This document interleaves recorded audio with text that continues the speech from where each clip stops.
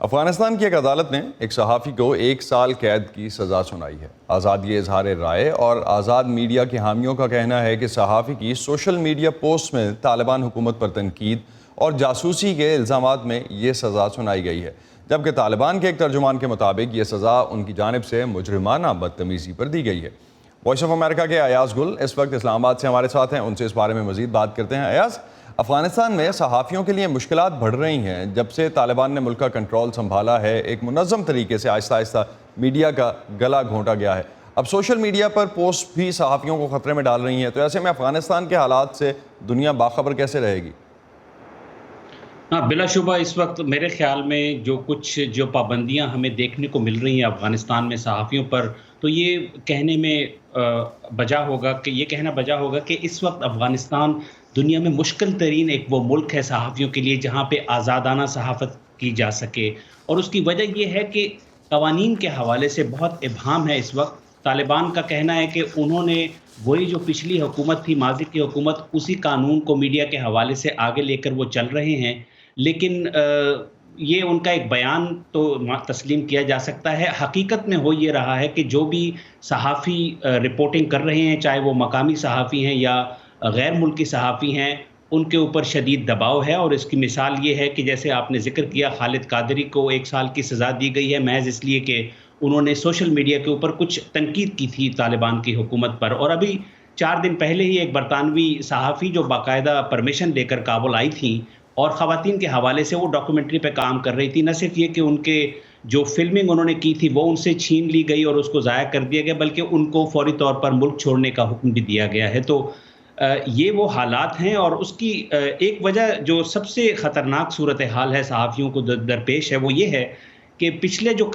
جن قوانین کی بات طالبان کر رہے ہیں کہ ان کا نفاذ جاری ہے، اس کے مطابق جب کسی صحافی کے خلاف کوئی شکایت ہوتی تھی تو وہ باقاعدہ اس کی ایک تحقیقات کرنے کے بعد جوڈیشری کے حوالے، عدلیہ کے حوالے اس کو کر دیا جاتا تھا تاکہ وہ اس کا فیصلہ کر سکے۔ لیکن جب سے طالبان آئے ہیں تو ان کی جو انٹیلیجنس ایجنسی ہے وہ سب سے پہلے صحافیوں کو اٹھا کے کہیں لے جاتے ہیں نامعلوم مقام پر، اس پر تشدد کیا جاتا ہے اور اس کے بعد اس کو رہا تو کر دیا جاتا ہے، لیکن وہ صحافی پھر وہ آزادانہ صحافت کے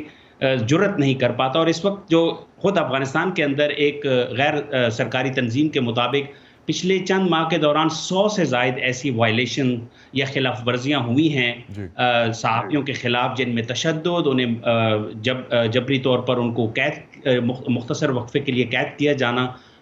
یہ سارے واقعات شامل ہیں۔ لہٰذا طالبان کے جو پبلک میں بیانات ہیں کہ وہ صحافیوں کو آزادانہ کام کرنے کی اجازت دے رہے ہیں اور کوئی مسائل نہیں ہیں، وہ خاصے گراؤنڈ لیول ریالٹی جو ہے وہ اس سے ڈیفرنٹ ہے۔ ایاز، طالبان نے حال ہی میں اگر ہم دیکھیں تو عالمی رد عمل کی پرواہ کیے بغیر ہم نے دیکھا خواتین پر برقعے کی پابندی لگائی گئی۔ کیا طالبان حکومت پہلے سے زیادہ پر اعتماد اور مستحکم ہو گئی ہے؟ اب صحافیوں کے خلاف بھی بتا رہے ہیں کہ اس طرح کی کارروائیاں ہو رہی ہیں؟ نہیں، جب سے یہ جو خواتین کے لیے جو برقعے کی جو شرط یا چادر کی شرط جب سے لگائی ہے طالبان نے، اس کے اوپر جو بین الاقوامی رد عمل سامنے آیا ہے، اس کے بعد پہلی مرتبہ ہم یہ دیکھ رہے ہیں کہ طالبان کے اندر مختلف دھڑے مختلف بیانات دے رہے ہیں، اور وہ یہ اس دباؤ کا اظہار ہے جو بین الاقوامی برادری کی طرف سے طالبان پر آ رہا ہے۔ کوئی کہہ رہا ہے کہ برقع شرط نہیں ہے، صرف چادر لی جا سکتی ہے، کوئی کچھ بیان دے رہا ہے۔ تو ایسا لگ رہا ہے کہ طالبان خاصے پریشان ہیں، اور یہی وجہ ہے کہ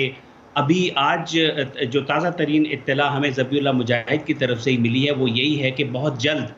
جو اسکول کی لڑکیاں ہیں ان کی تعلیم پر آپ کو پتہ ہے کہ پچھلے 8 ماہ سے پابندی ہے، تو یہ پابندی بہت جلد دور کر دی جائے گی اور وہ واپس اپنی کلاسز شروع کر سکیں گی۔ تو بظاہر ایسا لگ رہا ہے کہ جو بین الاقوامی پریشر ہے وہ اس لیے کام دکھا رہا ہے کہ طالبان انتہائی ایک مشکل ایک اقتصادی صورتحال سے دوچار ہیں، اور انہیں جلد از جلد کسی ایسی امداد کی توقع ہے بین الاقوامی برادری سے تاکہ وہ اس مسئلے سے نمٹ سکے۔ لیکن بظاہر ایسا لگ رہا ہے کہ ان کو مکمل طور پر ان